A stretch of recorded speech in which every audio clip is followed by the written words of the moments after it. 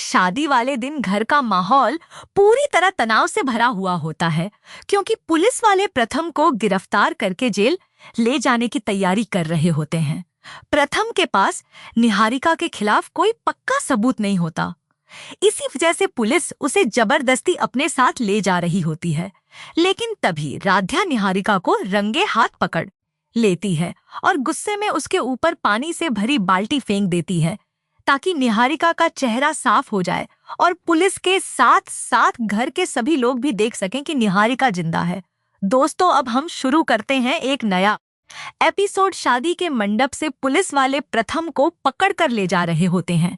घर के सभी लोग उसे देखकर रोने लगते हैं। रजनी जी और ओमकार जी पुलिस वालों के सामने हाथ जोड़ते हुए कहते हैं, प्लीज सर, हमारे बेटे को छोड़ दीजिए। तभी राध्या देखती है कि प्रथम सच में गिरफ्तार होकर जेल जाने वाला है। वह तुरंत निहारिका को ढूंढने के लिए पूरे घर में तलाश शुरू कर देती है, लेकिन निहारिका कहीं दिखाई नहीं देती। अचानक राध्या की नजर आटे के डिब्बे पर पड़ती है, जिसमें कपड़े का एक टुकड़ा फंसा हुआ होता है। वह तुरंत समझ जाती है कि निहारिका उसी डिब्बे में छुपी हुई है। गुस्से में राध्या उस डिब्बे को पैर मारकर गिरा देती है। तभी उसमें से निहारिका बाहर निकलती है और भागने की कोशिश करती है, लेकिन राध्या उसका हाथ पकड़ लेती है और जोरदार थप्पड़ मारते हुए कहती है, कहाँ भाग रही है? अब तेरा खेल खत्म होने वाला है। इसके बाद राध्या निहारिका को पकड़कर मित्तल परिवार के सामने ले आती है। फिर वह बाल्टी में भरा पानी उठाकर निहारिका के चेहरे पर फेंक देती है, ताकि उसके चेहरे पर लगा आटा साफ हो जाए और पुलिस वाले अपनी आंखों से देख लें कि निहारिका सच में जिंदा है। निहारिका को सामने देखकर सभी लोग हैरान रह जाते हैं। पुलिस वाले तुरंत प्रथम के पास आते हैं और शर्मिंदा होकर कहते हैं, मिस्टर प्रथम, हमें माफ कर दीजिए। हमें आपकी बातों पर बिल्कुल भरोसा नहीं हो रहा था, इसलिए हमने जांच भी नहीं की। उसी समय निहारिका राध्या के हाथ से छूटने की कोशिश करती है, लेकिन राध्या समझ जाती है कि वह भागना चाहती है। वह और मजबूती से उसका हाथ पकड़ लेती है। निहारिका गुस्से से राध्या की तरफ देखते हुए कहती है, राध्या, मेरी बात ध्यान से सुन। तूने मेरी जिंदगी बर्बाद कर दी है। मैं कसम खाती हूँ कि मैं भी तेरी जिंदगी तबाह कर दूंगी। तभी पुलिस वाले प्रथम से कहते हैं, मिस्टर प्रथम, आपकी पत्नी की वजह से ही निहारिका पकड़ी गई है। अगर मैडम जी नहीं होती तो शायद आज आप जेल में होते। पुलिस वाले राध्या की तारीफ करते हुए कहते हैं, मैडम जी, आपने बहुत बड़ा काम किया है। मुझे लगता है कि पूरे मित्तल परिवार में आपके जैसा कोई नहीं है।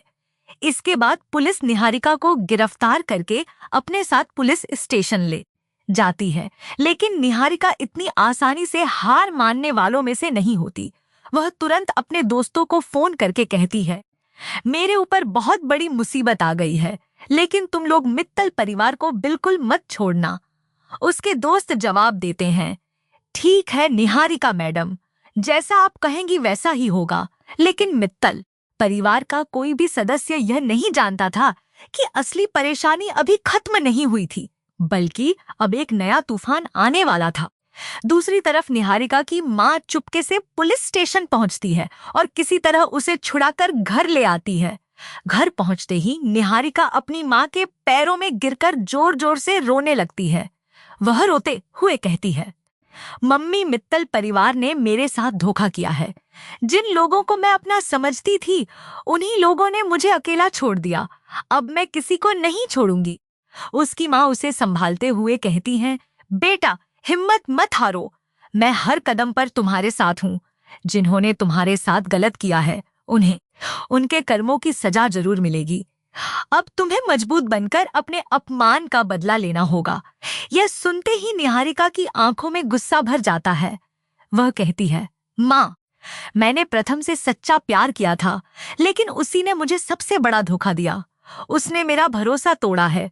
अब मैं इस धोखे का बदला जरूर लूंगी और मित्तल परिवार को चैन से जीने नहीं दूंगी। जिन्होंने मुझे सबके सामने बेइज्जत किया, अब उनकी बारी है।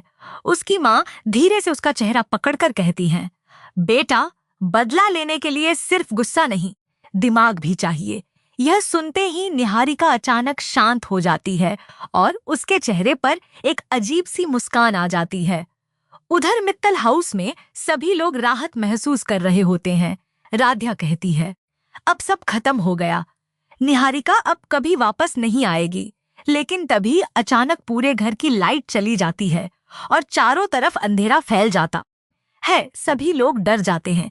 दादी घबराकर पूछती हैं, अचानक यह क्या हो गया? तभी ऊपर से किसी चीज के टूटने की आवाज आती है। प्रथम तुरंत ऊपर की तरफ भागता है। कमरे का दरवाजा खुला होता है और दीवार पर लाल रंग से लिखा होता है, धोखा देने वालों को सजा जरूर मिलेगी। यह देखकर प्रथम का चेहरा उतर जाता है। राध्या डरते हुए कहती है, यह सब निहारिका ने किया है। तभी प्रथम के फोन पर एक वीडियो मैसेज आता है। वीडियो में निहारिका काले कपड़ों में नजर आती है। उसकी आंखों में साफ गुस्सा दिखाई दे रहा होता है। वह धीमी आवाज में कहती है, तुम लोगों ने मुझे पुलिस के हवाले करके बहुत बड़ी गलती की है। अब असली खेल शुरू होगा। इतना कहकर वीडियो बंद हो जाता है। पूरा परिवार डर के साए में आ जाता है। उधर निहारिका अपनी माँ के साथ बैठकर मित्तल परिवार की कमजोरियों पर बात कर रही होती है। उसकी माँ कहती है, मित्तल परिवार की सबसे बड़ी ताकत उनका भरोसा है और हमें उसी भरोसे को तोड़ना है। निहारिका तुरंत एक नया प्लान बना लेती है।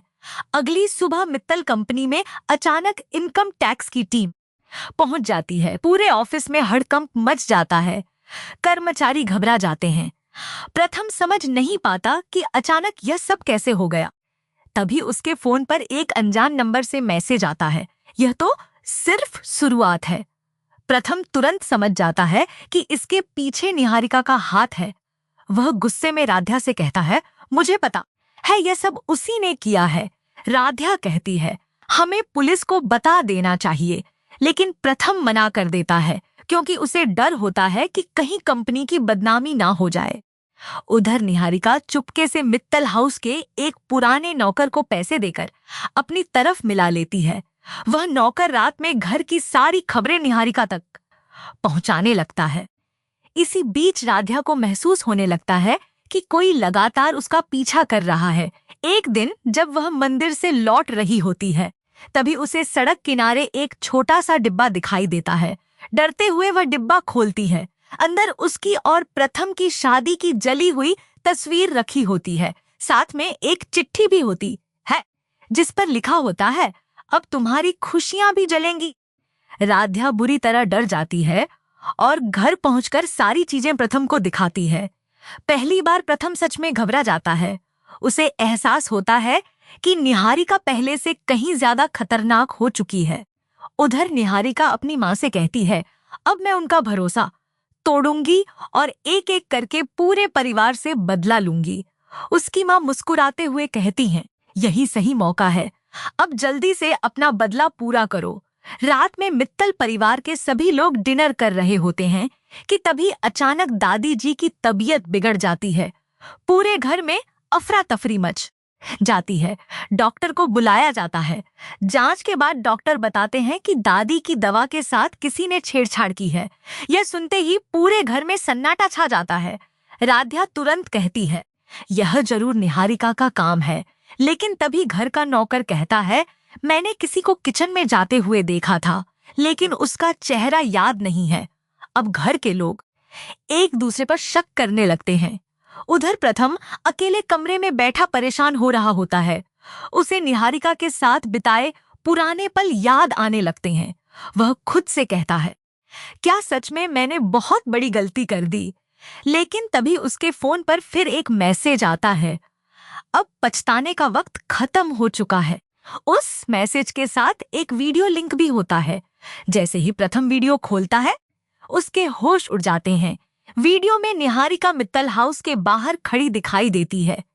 वह कैमरे की तरफ देखकर कहती है, मैं बहुत जल्द इस घर में वापस आने वाली हूँ, लेकिन इस बार बहू बनकर नहीं, विनाश बनकर। इतना कहकर निहारिका जोर जोर से हंसने लगती है।